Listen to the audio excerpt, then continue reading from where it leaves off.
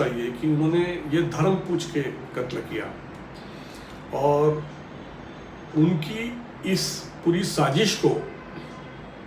जो वो पोनी वाला एक मुस्लिम शाह करके जो घोड़सवारी करता था, उसने उनकी बंदूक छीनने की कोशिश किया आतंकवादियों की, और दूसरे आतंकवादियों ने उसकी गोली मार दी। अगर भाई वो ये घटना छोटी है मगर ये इंस्टेंट घटना है, यह हमें बहुत कुछ बताती है कि अगर आतंकवादी सिर्फ हिंदुओं को ही मारना चाहते थे तो उन्होंने उस मुस्लिम घोड़े वाले को क्यों मारा। क्योंकि जब बात अपने जान पर आ जाती है तो ये धर्म वगैरह कुछ नहीं रहता, आदमी अपने आप को बचाना चाहता है और अपने को बचाने के लिए उन्होंने उस मुस्लिम व्यक्ति की भी हत्या किया और उस घोड़े वाले ने उस हमारे 25 भारतीय नागरिकों के साथ शहीद होके एक बहुत बड़ा मैसेज दिया कि आज कश्मीर का जो मुसलमान है वो पाकिस्तान के साथ नहीं है, वो भारत के साथ है और उसके लिए वो अपनी जान भी देना चाहता है, उसकी निष्ठा भारत के साथ है। यह हमने जय भारत जय संविधान। सबसे पहले पहलगाम में हमारे जो 26 भारतीय नागरिक मारे गए उनके प्रति मैं श्रद्धांजलि व्यक्त करता हूँ और जिन्होंने ये कृत्य किया उन लोगों की जितनी कड़ी से कड़ी भर्त्सना की जाए, निंदा की जाए, वो मैं कम समझता हूँ। आज भारत के भीतर जो स्थिति है वह स्थिति में हर एक आदमी सोचता है कि हम पाकिस्तान के साथ लड़ाई करना चाहिए और मुझे ऐसा लगता कि पाकिस्तान ने इस तरह का नीच कृत्य करके हमें प्रोवोक करने की कोशिश भी की है कि हम उनके साथ युद्ध करें। युद्ध करने के पहले जो भारत के माननीय प्रधानमंत्री इन्होंने जो मेजर्स उठाए हैं पानी को लेके या जो दो देशों के बीच में के जो संबंध है भारत पाकिस्तान उसमें कटौती, उसे मैं समझ सकता हूँ, मगर मैं समझता हूँ कि युद्ध जो है वो हमसे ज़्यादा आज पाकिस्तान की ज़रूरत है, क्योंकि पाकिस्तान के अंदर में स्थिति बहुत ही खराब है। पाकिस्तान से शायद बलूचिस्तान टूट सकता ऐसे स्थिति में है। पाकिस्तान में जो धर्मांध शक्तियाँ हैं उनकी जो सरकार है वो सरकार अस्थिर है, आर्मी अस्थिर है और हो सकता है कि अगर पाकिस्तान में चुनाव हुए तो आने वाले समय में इमरान खान पाकिस्तान के प्राइम मिनिस्टर बने और उनका जो रवैया है वो क्योंकि क्रिकेट प्लेयर रह चुके हैं, उन्होंने पाकिस्तान को क्रिकेट में एक स्पोर्ट्स का अंश या थोड़े प्रोग्रेसिव या थोड़ा साइंटिफिक टेम्परामेंट उनमें है और ऐसा व्यक्ति देश का प्रधानमंत्री ना बने, यह बात आज की स्थिति में पाकिस्तान के अंदर में जो लोग राज कर रहे हैं उनकी मानसिकता है। मतलब कि किसी तरह से भारत आक्रमण करे ऐसे स्थिति में उसे लाना, मगर हमारे देश के प्रधानमंत्री के नेतृत्व में पूरा मंत्रिमंडल, सब सचिव जिस तरह से सोच समझ कर निर्णय ले रहे हैं और युद्ध की स्थिति टाल रहे हैं, यह बहुत जरूरी है, क्योंकि पाकिस्तान वैसे ही हारा हुआ देश है मगर भारत भरा हुआ देश है और पाकिस्तान के पास खोने के लिए कुछ भी नहीं है, मगर भारत के पास बहुत ऐसी चीजें हैं कि जिससे भारत इकोनॉमिकली काफी बैक फ्रंट पे आ सकता है। इसीलिए इस मसले को अतिशय संयम और नीतिमत्ता के साथ संभालना बहुत जरूरी है। जहाँ तक कश्मीर में जो ये आतंकवादी हमला हुआ और जो इन्फॉर्मेशन मुझे मिली,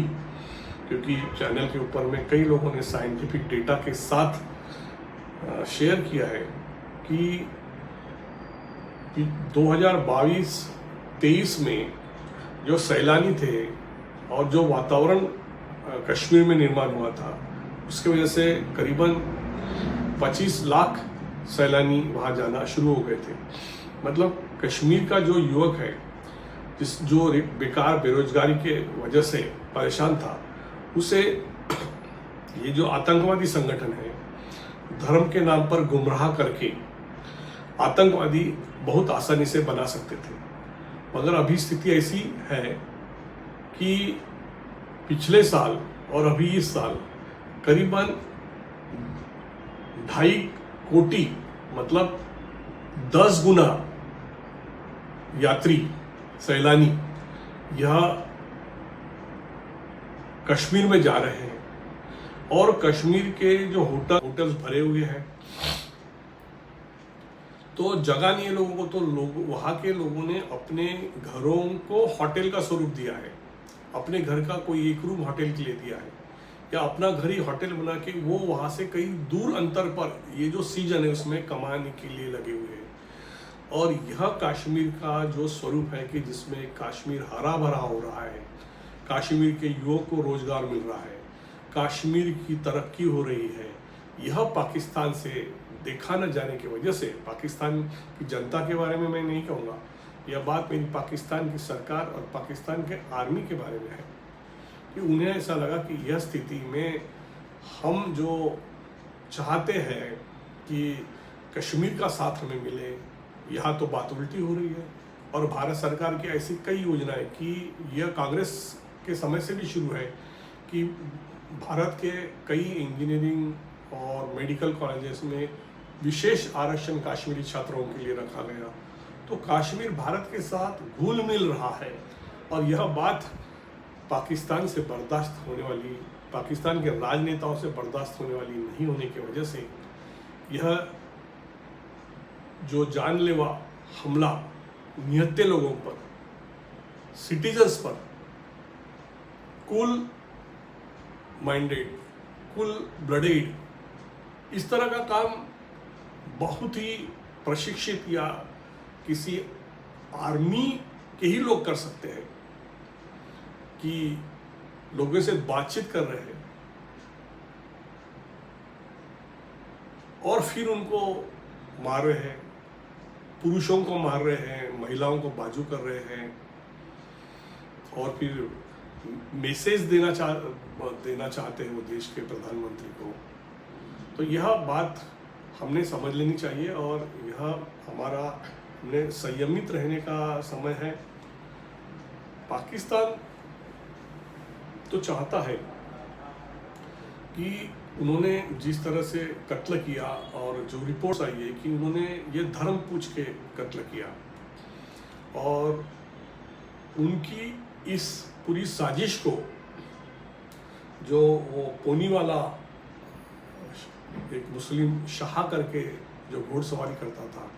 उसने उनकी बंदूक छीनने की कोशिश किया आतंकवादियों की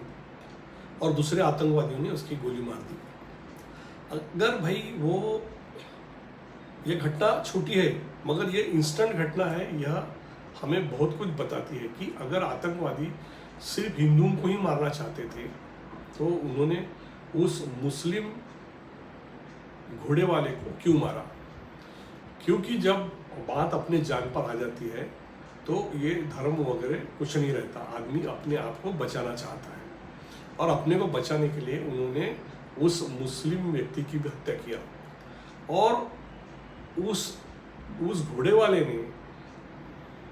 उस हमारे 25 भारतीय नागरिकों के साथ शहीद होके एक बहुत बड़ा मैसेज दिया कि आज कश्मीर का जो मुसलमान है वो पाकिस्तान के साथ नहीं है, वो भारत के साथ है और उसके लिए वो अपनी जान भी देना चाहता है, उसकी निष्ठा भारत के साथ है। यह हमने समझ लेना चाहिए। इस समय इस बारे में मैं इतना ही कहूँगा और आप जानते हो कि मैं इस भारत के मिट्टी का ऋणी हूँ, यहाँ खाता पीता हूँ, यहीं बड़ा हूँ, इसलिए मैं जय भारत कहता हूँ। और यह जो सुरक्षा, यह जो स्वतंत्र अधिकार मुझे दिए हैं वो भारत के संविधान ने दिए हैं, इसलिए मैं जय संविधान कहता हूँ। जय भारत, जय संविधान।